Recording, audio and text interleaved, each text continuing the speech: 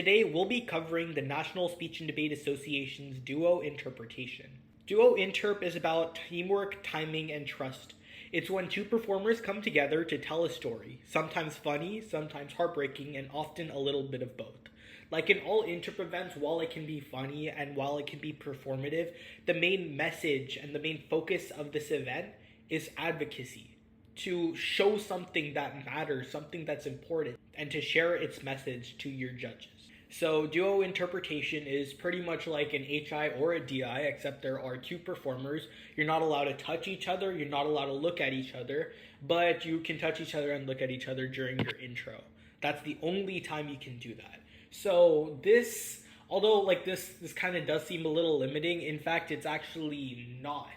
You still have so many opportunities and there's so much cool things you can do. And we're kind of going to cover that with some of the terms that I'm glad to say. So we have blocking, of course, like again, in all interp events, we have blocking in DI, HI, POI, OPP. We have blocking. So again, blocking is the actions you do to simulate your surrounding, to convince your audience you're a certain person in a certain place doing a certain thing.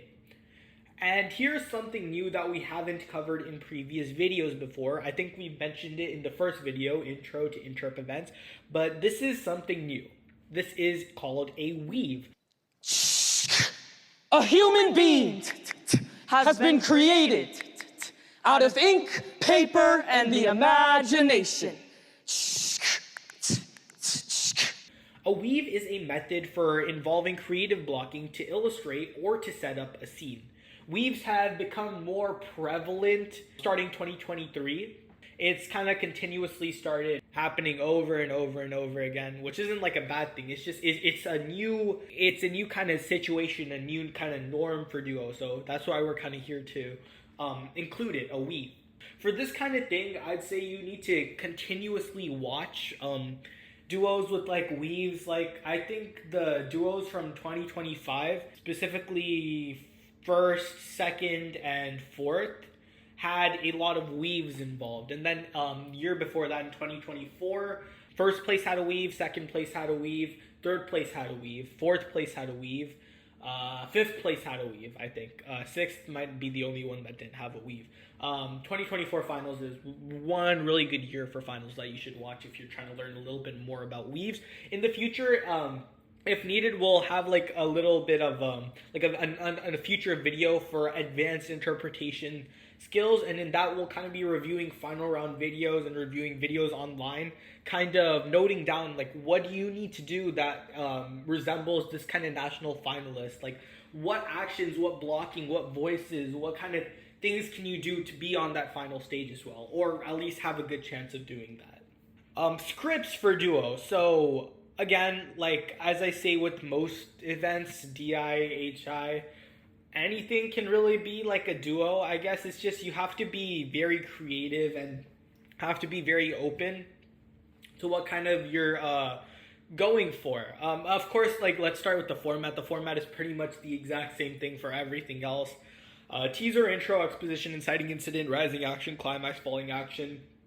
Not going to go into depth about that because we've talked about it in previous videos, and also it's pretty obvious, I guess. Like it speaks for itself essentially.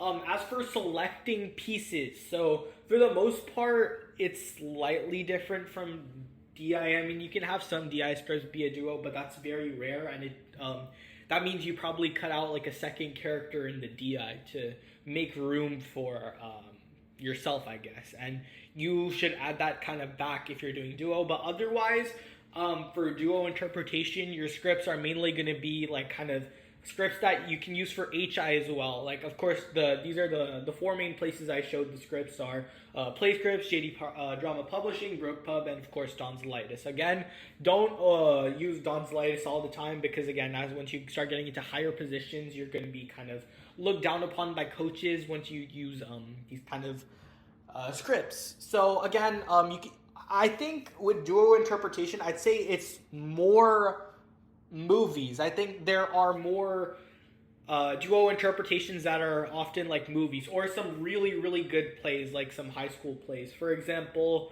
Glitter Baby, Bokon from 2025. Otherwise, like most of the things you see on the final stage are like movies or like obscure books. For example, like Are You There, God? It's Me, Margaret 2024, Ruby Sparks 2025. In very, very few situations, you can kind of have like things that are away from this. For example, in 2019, the third place duo was 50 Shades of Chicken, which was an erotic cookbook, which is very interesting, very weird, but I mean, look where it got them. It got them third at Nats, I guess, and California state champion. So obviously, like anything can be a duo, I guess. Just be very selectful and like kind of keep in mind like what kind of you have to go for. Again, like as I say in DIs and HIs, you should try not to make it too offensive, like, and keep your scripts like very mature. Remember who your audience is. Don't go for anything rated R unless if you cut it really well. Yeah, that's pretty much the feedback I have for selection. Again, don't copy national finalists. Maybe if it's like an HI and you're kind of turning it into a duo, maybe think about that, but just don't copy the blocking. Like that's one thing you could do. But again, like I think you'll start getting dropped around like quarters at national tournaments once you start to kind of reuse those kinds of pieces. Blocking. So again, like we kind of talked about the weaves. Again, like weaves is kind of like the POI kind of blocking. Or like prose blocking, I guess. You kind of think of, oh, what is a way I can kind of show this problem, interpret this like literature in a way that my audience can explain, and it's like more of a visual aid to my audience so that they kind of understand what's going on in like a cool way without me just like kind of straight like talking to them, just telling the plot straight out. It's like a pretty cool way of showing. So again, we'll kind of cover weaves in a future video, but if you kind of want to get started on that and want to jump the boat, like DM at CT Debate on Instagram and on TikTok. Put in the YouTube comments if you have any questions about weaves, and like I guess like if you're even looking for something in your script, like you have a script that you have and you're wondering if you can kind of do like a weave with that, with the specific cutting you have, definitely talk to us. Of course, weaves aren't necessary it's not necessary for every duo. And then voices. So with voices, like I've said for DI and for HI, like once you start getting into those higher like kind of levels, like once you reach your state tournament, once you reach Night Talk, a national tournament, NCFL, anything of that kind of sort, Harvard, Glenbrooks, Emory, like those kinds of tournaments, definitely start trying to focus on your acting, because at some point in time, like they stop looking at your blocking because everyone in your round is at the same caliber as you are, and they have to look at another category, which the next category is going to be your emotions and your voice and everything kind of like that. So again, like kind of go with it. But I think moreover in duo, since duo is like one of the funnier events, definitely go with the voice that's very funny. As I talked about in HI, some specific niche celebrity voices. Stay away from stuff political for the most part, I'd say, unless if it's directly related and like you have to go for it because that's kind of what the piece speaks for. For example, like if like your piece genuinely like references like, oh shoot, here's President Barack Obama, we're going back in time to 2008, then hell, go for Barack Obama. Don't just go for like something crazy. But like for the most part, try to like avoid political satire unless if it's specifically in your piece. And if it is specifically in your piece, kind of be careful and maybe consider getting a new script if it isn't floating well with the judges and it's not funny to the judges. Balance.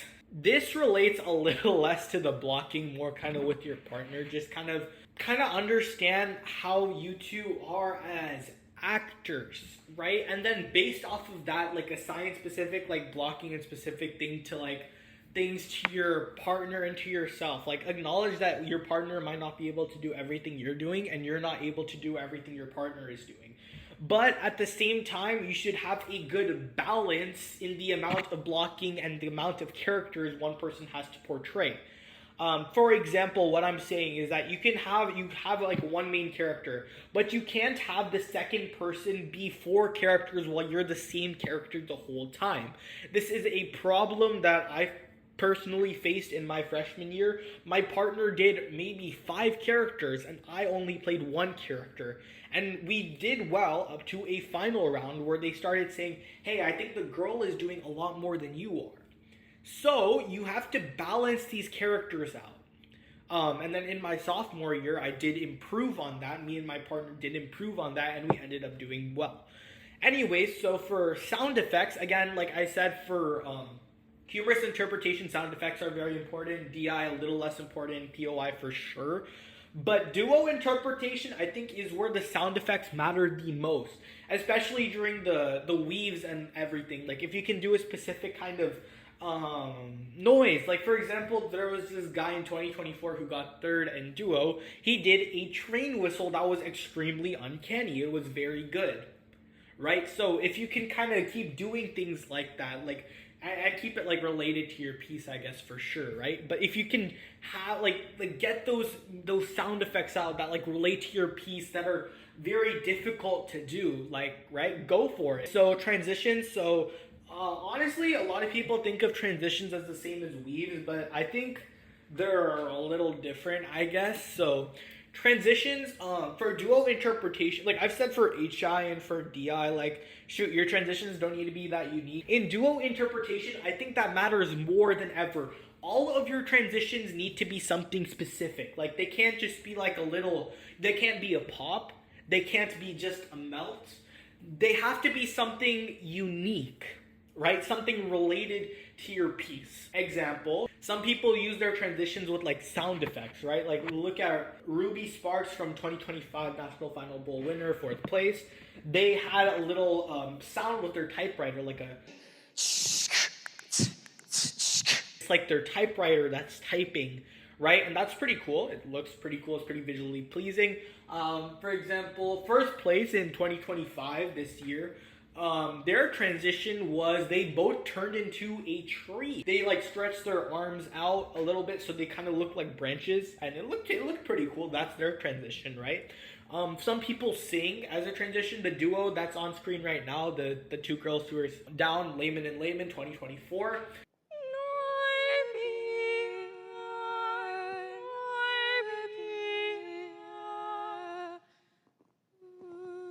That's another example of a transition. So keep like kind of like if you want, like kind of just keep looking for like transitions online. It's gonna be a lot harder to steal them because it fully depends on your piece. Like I've said, like kind of like look at HI and kind of try to steal them here and there. You know, like it's not like copying necessarily because a lot of people do it.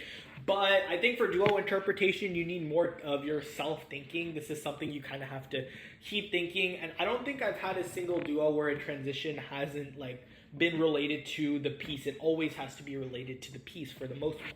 And then practice. I think duo interpretations practice is going to be one of the harder things because you can run your HI at like 2 a.m. with your crazy sleep schedule and whatnot. You can run your DI at 2 a.m. with your sleep schedule. But with duo, you need, unless if your partner is your brother, your sister, your twin, or something like that. Actually, on screen is a pair of twins, right? So it's just like with duo, it's going to be a lot more harder to practice.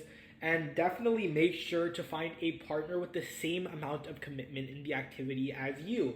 Definitely talk to your coach, your school, your peers about whether or not you should partner with the person. Get their opinions. Don't listen to everyone necessarily, but you'll definitely start getting like good ideas. If your school has multiple options for duo partners, I'd say definitely that's the point in time where you talk to your coaches. But if it's kind of like a situation where you're like, there's only one person, you go with them. Or if you're just like straight like, I want to do duo, but you know, I don't have a good partner, just don't do duo. Go for HI. It's more worth it to focus on. So that's kind of one of the things. Be very careful with who you select as your partner. These are people who you have to work for a year. Be sensitive to them. Be strategic on who you pick. If you're picking if you want to do like a humorous piece, and you're picking a person who mains DI who isn't necessarily a very funny person, just like kind of look out for that. Like pick someone who has the same kind of skill sets as you do. Like maybe they also do HI, maybe they also do POI, maybe they also do DI with you, and you compete against each other. But now you're like, shoot, we can be a good duo, right?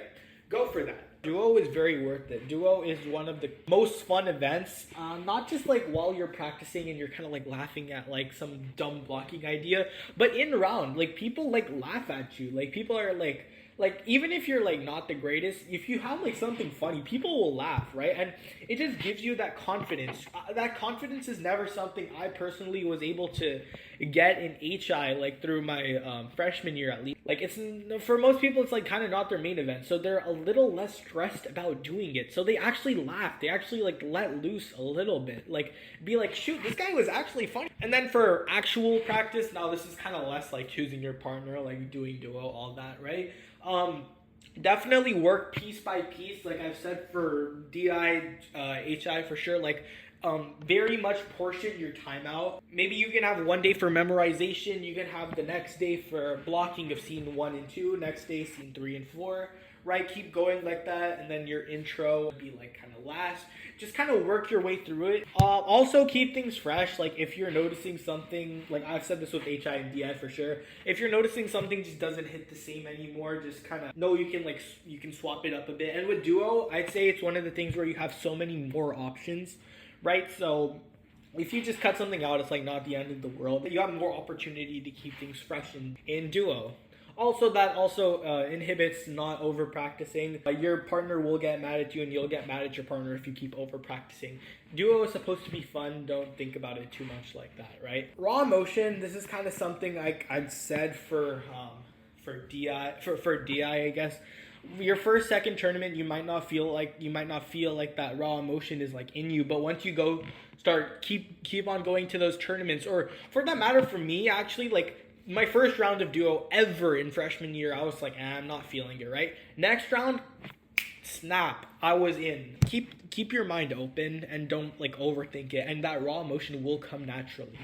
If it doesn't, and if you keep going on with like your piece and you're like at your third tournament with duo interpretation and you haven't broken, or like at least like it's fine if you don't break, like if you're just not feeling it and if you know this is not where I'm supposed to be, that's totally fine. Like it's fine to go through like a little duo breakup, I guess, to say the least.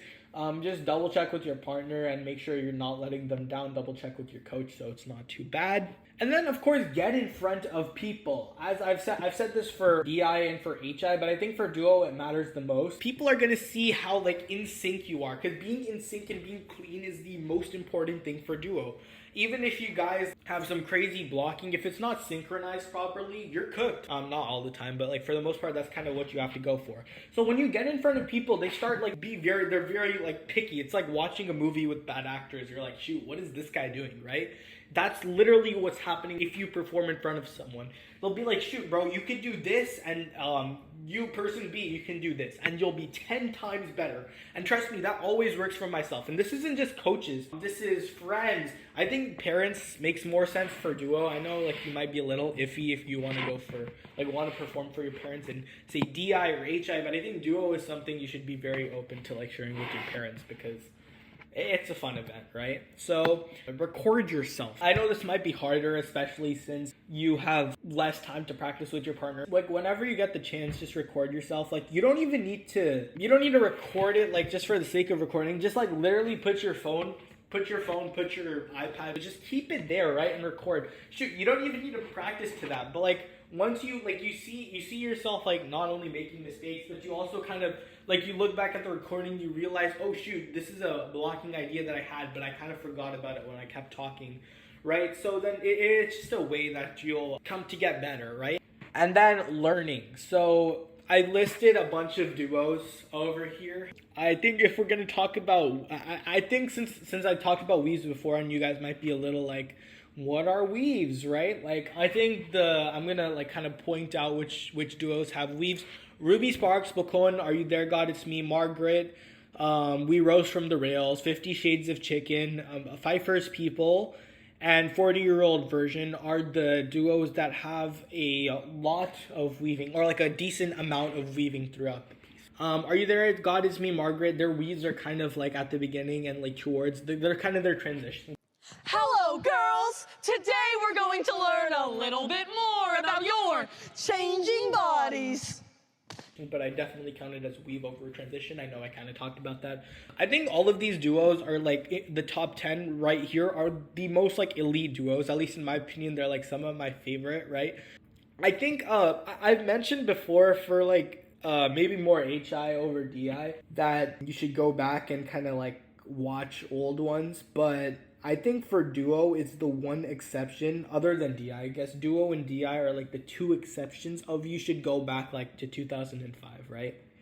Because although there are some good duos from back then, like Five First People from 2005, they're all good duos, right? But I think the norm starts to change over the years, right? Like I'm pretty sure if you ran like Ruby Sparks in 2012, I guess they'd be like, yo, what are you kind of doing? Like, this is cool and all, right?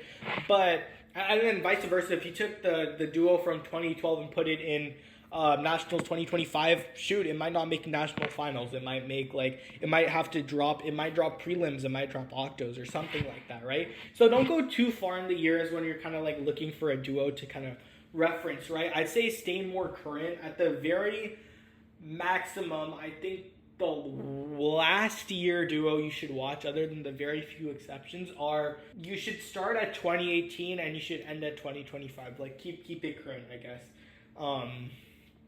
Those are kind of the duos I'd recommend, right? Definitely, if you have any more questions with duos to watch or pieces in general to watch, definitely talk to CT Debate. Finally, thank you. This is the third video that we specifically talked about an event. Duo interpretation is an event that's very important to me and is resonates with me a lot. I've done it since my freshman year, and I love the event a lot.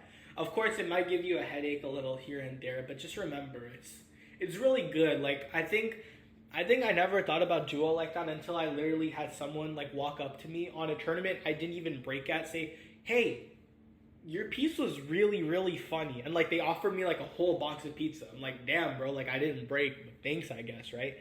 Just remember, like, duo is like a really, really fun event. Don't overstress yourself about that. And like, shoot, don't overstress yourself about like anything like this, right? It's speech and debate. Like, it's meant to be fun. Like, you're not supposed to like overstress yourself. Like, shoot, like if you have a tournament, like maybe you should be a little stressed because you should have done the work before, right? But like, just be very like calm and chill about this. Like, you're in high school, man. Like, you have other things to do, and you have like other more important things that you might think you have to do.